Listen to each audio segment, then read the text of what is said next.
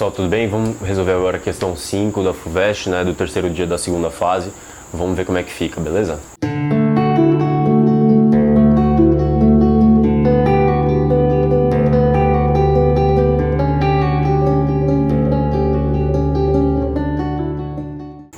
Bom, pessoal, então aqui na questão 5 ele fala o seguinte: uma criança de 30 kg está em repouso no topo de um escorregador plano de 2,5 metros de altura, inclinado 30 graus em relação ao chão horizontal.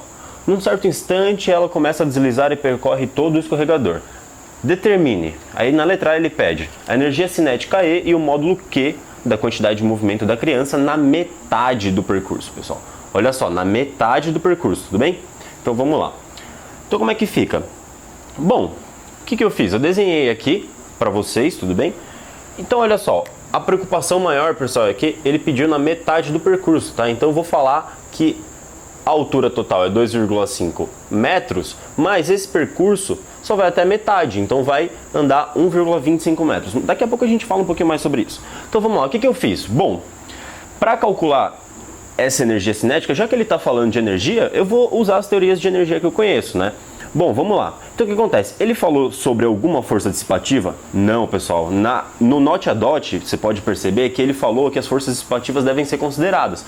Então o que eu vou pensar? Bom, já que não tem dissipação de energia, a energia mecânica é conservada. Então o que eu tinha de energia antes, eu vou ter depois, certo? Beleza, mas o que eu tinha de energia antes? Olha só, ele tinha uma certa altura e ele estava paradinho lá em cima. Isso aqui é uma pessoa no escorregador, né? Mas é uma bolinha. O que ele tinha aqui em cima? Ele tinha só energia potencial, porque a pessoa estava parada aqui, tudo bem? Então, antes, no início, só tinha energia potencial gravitacional, beleza? E aí depois ele vai descer até aqui e vai ter uma certa energia cinética, porque vai ter uma certa velocidade aqui, tudo bem?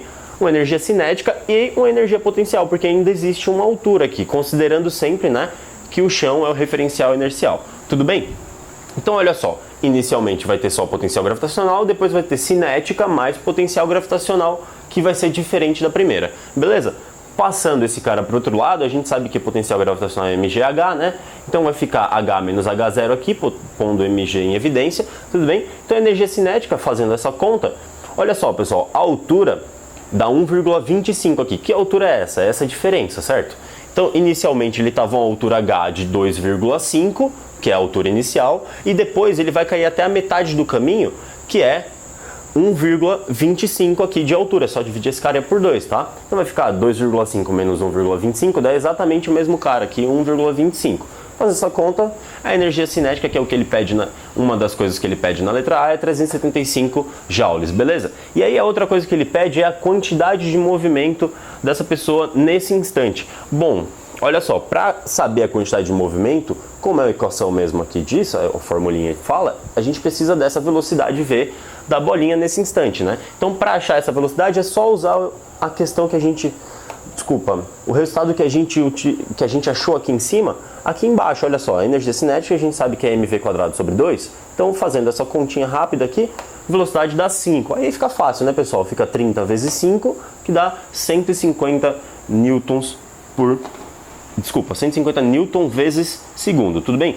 E aí, na letra B, o que ele vai falar? Ele vai falar o seguinte: o módulo F da força de contato entre a criança e o escorregador. Ah, então ele quer o módulo F da força de contato. Opa, mas quem que é essa força de contato, pessoal? Ó, olhando aqui, a força de contato é a força normal, beleza? Essa força que ele representou por F é a força do apoio, né? Força de contato, então imagina que o plano tá aqui.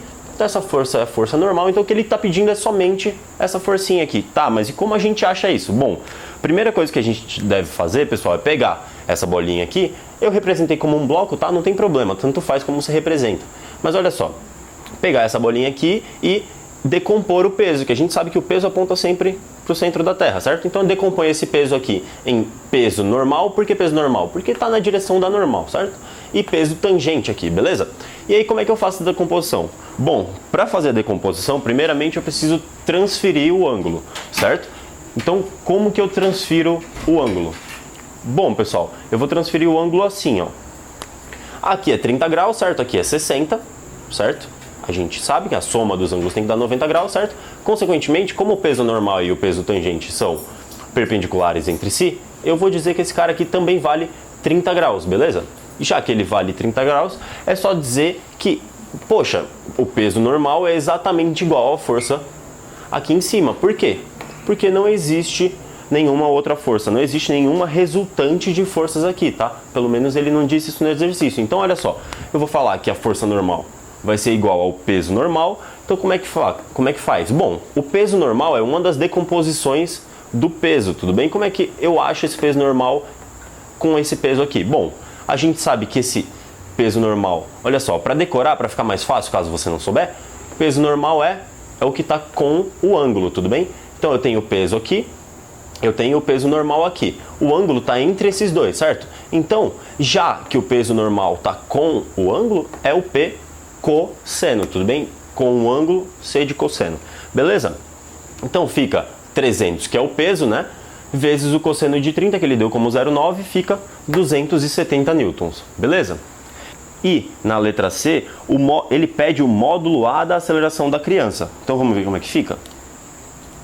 Então, pessoal, já que ele na letra C pediu a aceleração do sistema, eu vou olhar primeiro para onde que a pessoa está caindo, né? Bom, a pessoa está caindo para cá, então eu vou considerar que a aceleração é a aceleração nesse sentido aqui, beleza? Então o que eu vou fazer? Olha só. Então, já que a aceleração é nesse sentido, eu vou usar esse cara como força resultante, certo? Porque não existe mais nenhuma força nessa direção. Existe? Não. Então, força resultante é massa vezes a aceleração, só que a gente sabe que a força resultante é o próprio peso tangente, tudo bem?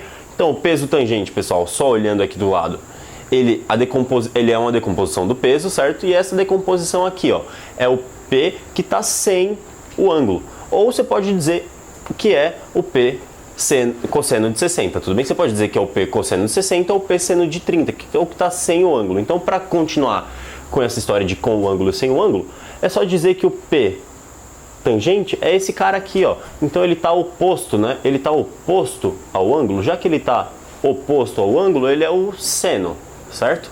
Então, já que o peso tangente é mg seno de 30, como é que vai ficar aqui? É só substituir aqui, certo? mg seno de 30 igual a massa vezes a aceleração. Corta a massa aqui e aí fica essa conta, certo? Fazendo essa conta, você vai perceber que a aceleração vai dar 5 metros por segundo ao quadrado, beleza?